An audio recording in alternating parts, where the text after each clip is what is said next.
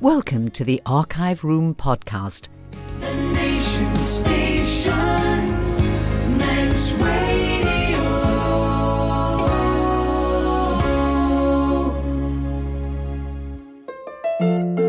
Faster Mai, I'm Judith Lay, and I'm very pleased to find you waiting for me at the door to the Archive Room, the place where we keep stories of island life in years gone by, told by the people who were there. So come on in, sit down and make yourself comfortable, and let's listen to this week's selection.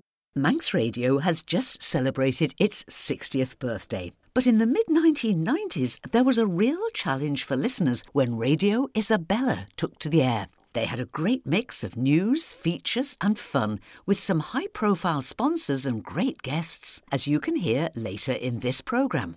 We'll also hear the story of the Flying Flea and the Luton Minor. But let's start with a weather story about the exceptional conditions in 1982 that produced this report by Charles Gard. Recent heavy and continuous rain has brought about the heaviest flooding in living memory. Many roads on the island are closed and will remain closed for some weeks to come. And it only takes a drive through places like Foxdale and Ballabeg to see the evidence of the torrential water. Many walls are down, leaving large stones and debris across the roads, and of course hundreds of houses have been flooded.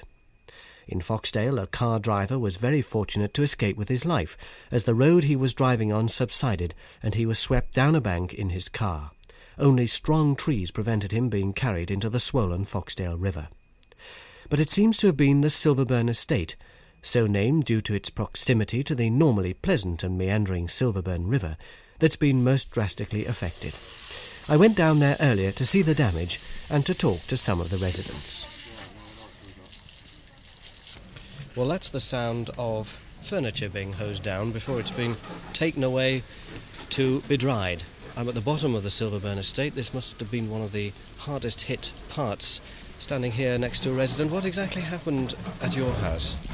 Well, I work in Douglas, and first of all I received a telephone call from my wife that the water was rising in the house. So I told her to get out as soon as she could and I would come back from Douglas.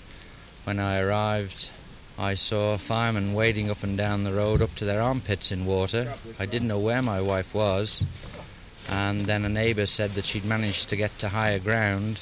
So, having scrambled through a few people's back gardens and over barbed wire fences, I eventually got to the house where my wife was drying out, and it transpired that the water had come so fast that she had in fact had to swim out the front door, across our garden, around next door's greenhouse, over the fence into next door's garden, over the fence into the garden higher up, and eventually reached dry land. And luckily the neighbour, who had higher property, managed to kit her out with some dry clothes. In case anyone should think the reports of swimming are exaggerated, we can verify the height of the water. Just next to me is in fact the tide mark, which must be a good 5 feet up the wall. It's quite fantastic, that. Yes, I was just thankful my wife got out. Luckily it happened about 2 o'clock in the afternoon when the children were at school. There was somebody I heard of on the estate who, in a similar position to your wife, had a young child and in fact couldn't swim. That's right. The lady, who's not very tall in height either, she sat tight with her young child, whom I think is about a year old, and I think it was the rescue boat from the airport came down, which has an outboard motor to it.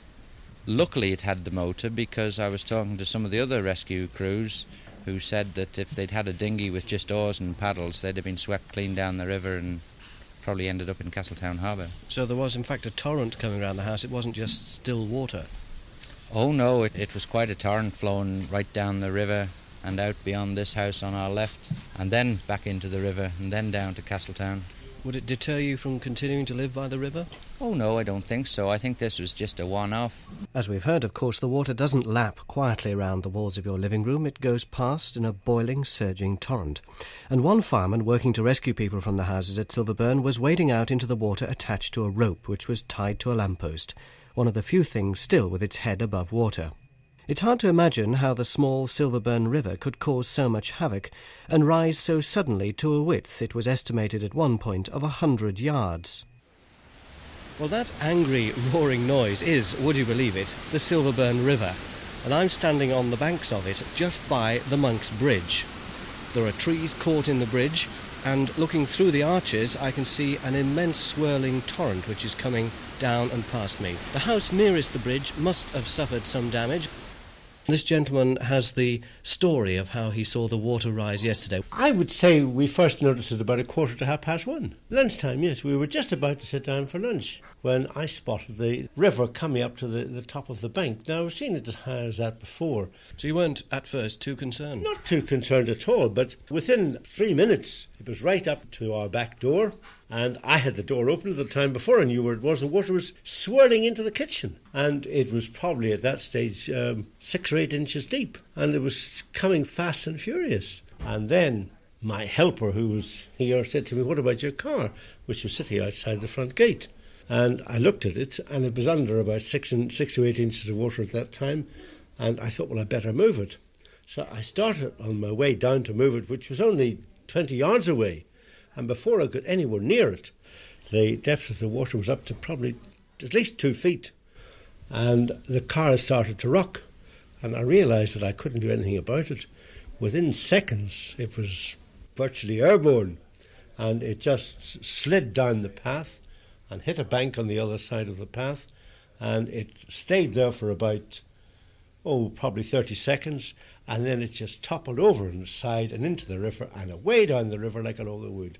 And I gather it's been found about half a mile away. Well, it's somewhere, I don't know where it is. I understand it's at the back of the coach house it is. And it's a complete write-off, the police tell me.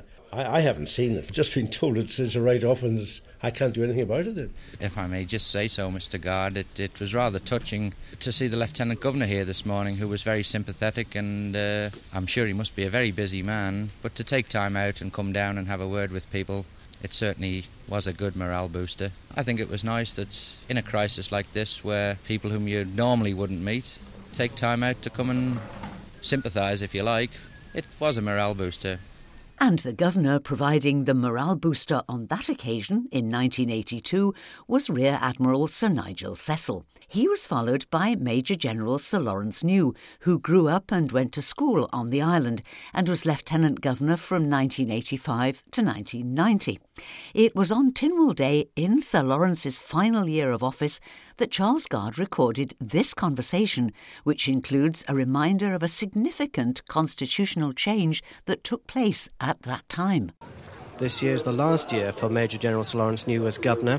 He leaves the island in mid-September to take up another post in London, though he and Lady New have bought a house in North Laxey, where they'll eventually retire in a few years' time. During Sir Lawrence's time here as Governor, there's been further constitutional evolution and development. The island's relationship with the United Kingdom is constantly being reviewed and revised. The Governor, as the Queen's representative, will cease to preside over the sittings of Tynwald after this month's sitting, and Tynwald is to be asked to elect a president to preside over its meetings from amongst its own ranks in just a few days' time. Earlier I spoke to His Excellency about this and about his memories of the Tynwald ceremony, which, as he explained, go back many years. My first Tynwald, I think, was probably about 1943. I was in Boy Scouts uniform and lining the route. I remember being terribly amused by the fact that there was no Manx word for radioactivity. Evoy gan vanaveg radioactive jag is what I seem to remember. And ever since then, the Tynwald ceremony has been really rather special. I have particularly enjoyed the last 5 and enjoyed equally those in which I wasn't presiding as much as those in which I was, because we've had, I think, 2 very interesting presiding officers from the royal family. The young Prince Edward, just as he was about to embark on the Marines career, and Princess Margaret, who I thought was absolutely outstanding when she was with us, and was incidentally deeply moved by the War Memorial. She said to me, "What a lot of people." And I said, "Well, they will come to see you." And she said, Don't be stupid, I don't mean that. I mean all those people on the cross. And so my memories are very happy indeed. We've had the most perfect weather, of course, for each of the preceding 4. We shall watch what goes on from our home in Berkshire eagerly and hope to come back after 3 years. And Sir Laurence and Lady New did return to the island and still live in Laxey and continue to play an active part in island life.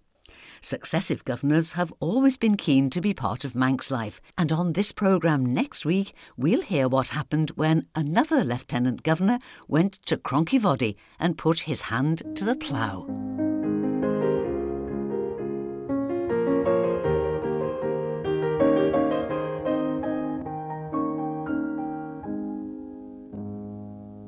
I'm Judith Lay, and we're in the Manx Radio Archive Room, the place where we keep stories of people and events from years gone by.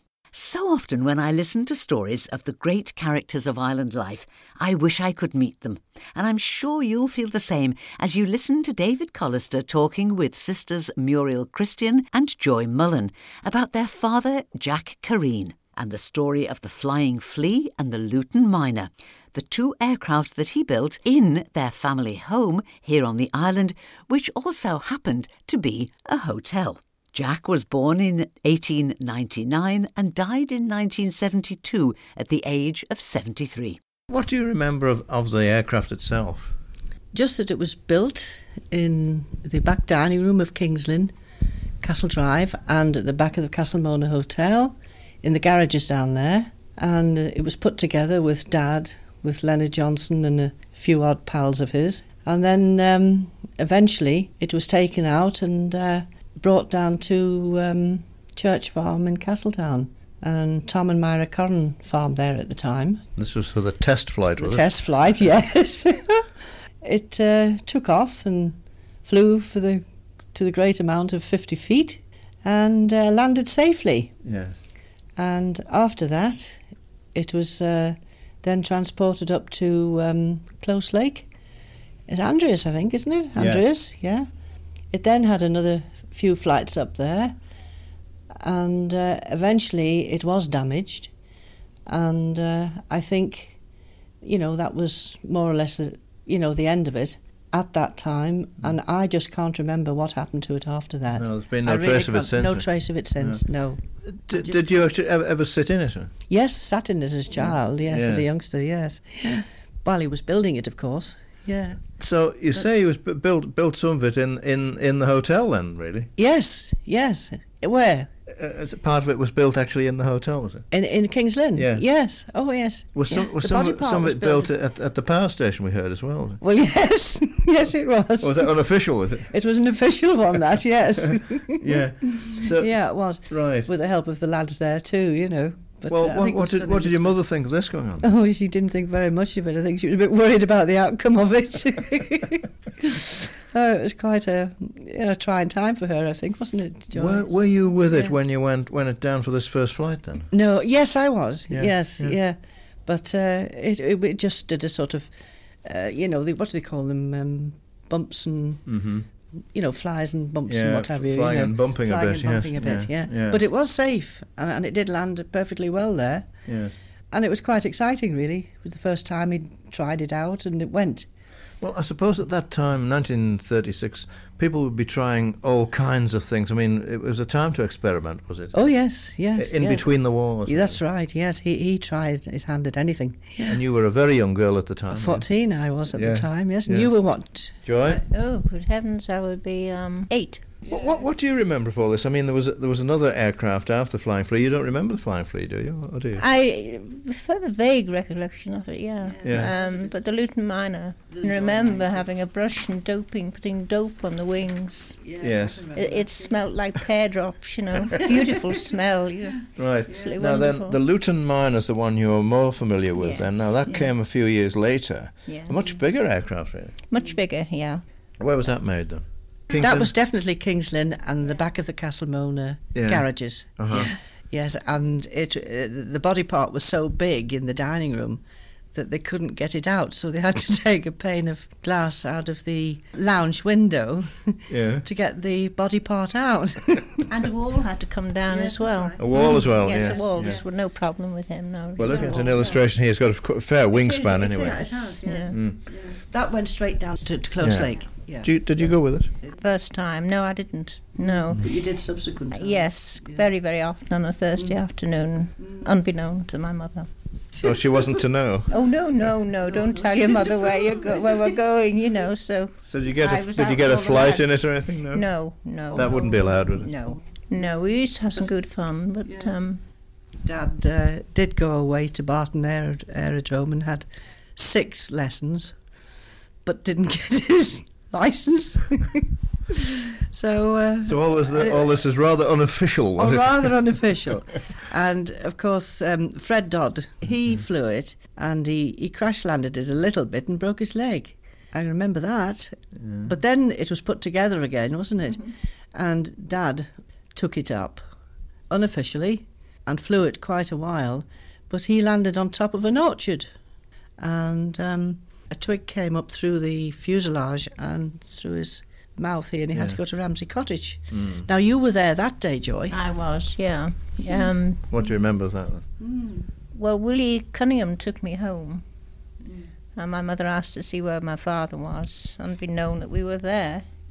And she asked me where my father was, and I wouldn't tell her.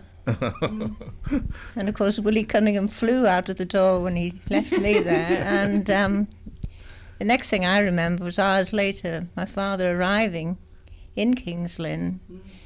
And he was all in splinters, you know. And his legs were broken, his arms were broken, and he had this very bad, you know, mouth.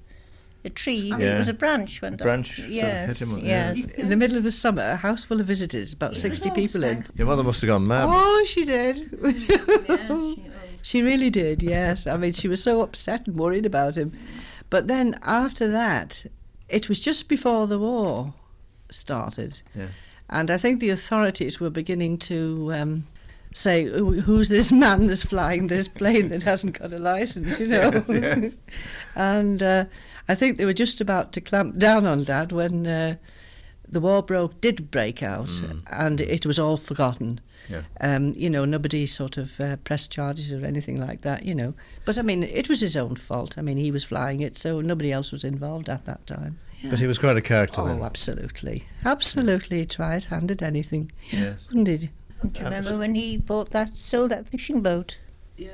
What's that now? Tell me about that. A chap in Walvis Bay, South Africa, and he sailed it out there himself. Yeah? He did, yes. No problem. Really? Remember? Yeah. So he's an all-rounder then, wasn't he? Oh, yes. I mean, he started the power boat racing in the island, back with Clifford Irving. Ah. Yeah, if you asked Clifford, he'd tell you all about that. Yeah. Yes, and he was keen, as I say, he could turn his hand to anything at all, you know, he wouldn't be beaten. Yeah.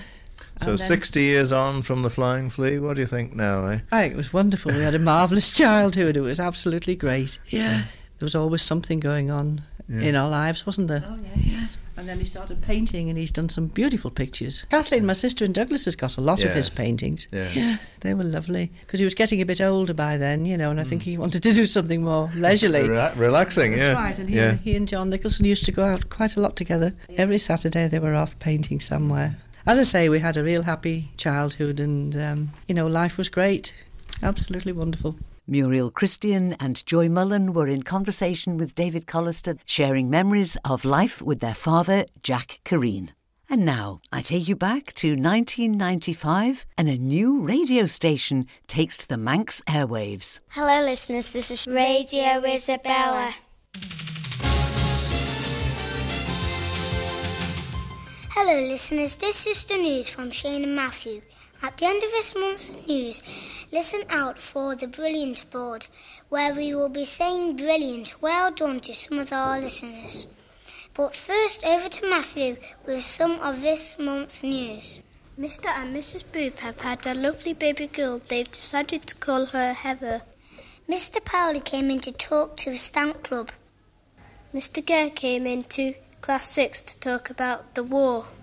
Mr. Atkinson also came in to talk about the war. Now we'd like to say brilliant, well done to these people.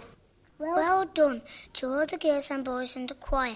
Lots of mums and dads said how much they enjoyed your singing at the choir service.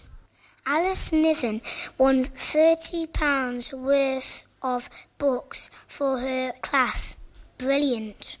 Well done to the boys in the football team who won the match against St John's. And congratulations to Gillian Atkinson in Class 7, who passed her clarinet exam with 110 points, and Samantha Shimon, who passed her Grade 1 with 123 points are a credit. Emily Perkins has just started playing the clarinet too. Following on the success of the exam, Samantha and Gillian have now been invited to join the Manx Youth Orchestra, which they did on the 8th of January. Well done, everyone. Eat brilliant, like Ramsay Bakery, be brilliant. Like Ramsay Bakery, be brilliant. 'Cause they've got a cake for you, you. You're now listening to Radio Isabella, the voice of the children. Where would kings buy their Honda from Kingswood Honda? They put the spotlight on the interview. Where would kings buy their Honda from Kingswood Honda? They put the spotlight on the interview. This month, the spotlight interview is on Juan Turner, who presents 6 programmes a week on Manx Radio. Stephen, Kelly and Joe have been busy collecting questions from our listeners. Good afternoon, Juan. Hi, how are you? OK. Having a nice day? Yeah. Right, what can I do for you? One of our listeners would like to know, how long have you been at Manx Radio? Well, I started with Manx Radio in April 1989, so that will be, 5 years? How old were you when you started? When I started here, I was 14 years old, and I was helping out on a programme called Island FM, and I had to play lots of CDs and records on the radio. Do you enjoy working at Manx Radio? Yes, it's great working here because you meet lots of people like yourselves who are visiting us this afternoon, putting together your wonderful radio programme. What kind of music do you like? That's quite a hard question, believe it or not. I like lots of dance music. I like jazz music. New jazz like Shack Attack and Brand New Heavies. You probably wouldn't have heard of them. You're a little young to remember those bands. All sorts, really. What has been your worst moment on air? Worst moment on air? Well, that is a very, very hard question. You have lots of moments when you think, oh, that was terrible. What is your best moment so far? Well, the best moment has to be meeting a lot of big pop stars and interviewing them. It's nice meeting the people. We're talking to people in the charts, we're talking to Technotronic and Two Unlimited, people like that. We haven't yet met Mr. Blobby, though. Got to meet Mr. Blobby sometime. Could be arranged. Probably could, yes. Thank you, Juan. Thank you. And now over to PC Baker with this month's Police Spot.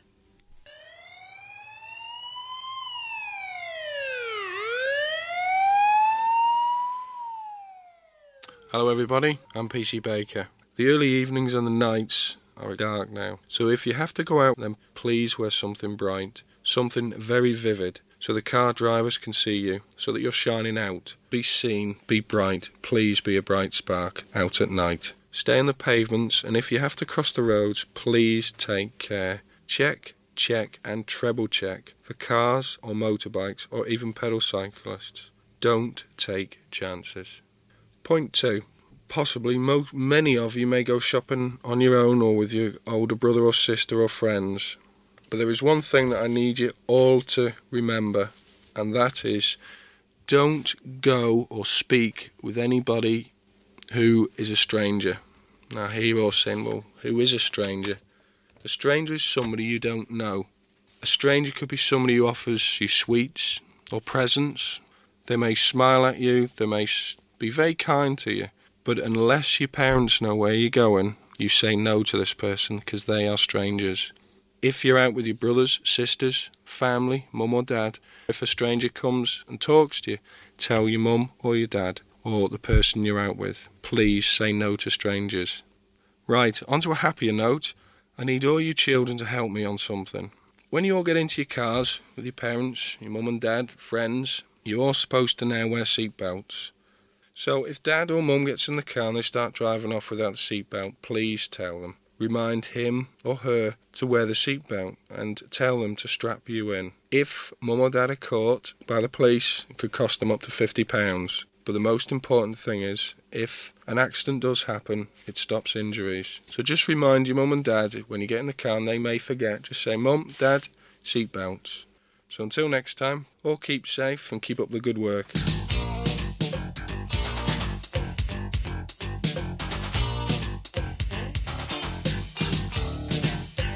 Here come the Ribticle Show, listen if you dare. Funny laughter, master blaster, yeah, yeah, yeah. What do you call a polar bear in a jungle? I don't know. What do you call a polar bear in the jungle? Lost. What do you call a camel with 3 humps? I don't know. What do you call a camel with 3 humps? Humphrey. How does an elephant get down from a tree? How does an elephant get down from the tree?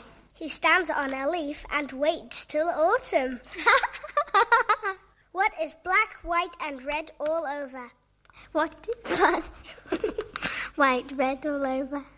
A zebra with a nappy rash. And finally, how do you get a dinosaur to fly? How do you get a dinosaur to fly? Buy it an airline ticket. I'm a scat man. Thanks to everyone who took part in Radio Isabella for this year, including all the sponsors, all the staff, the interviewers, the interviewees, and most importantly, you the listener. Radio Isabella returns in September of '95 with more sports, more interviews, the top 10, the jokes, prizes, giveaways, and even more chocolate gatto. I wonder where all those young presenters from 1995's Radio Isabella are today. But what I do know is that that's all we have time for now. But I'll be back scanning the shelves of the archive room for more fascinating and funny stories to share with you at the same time next week. But for now, let's turn off the lights and close the door. I'm Judith Lay saying thank you for listening and wishing you a very good evening.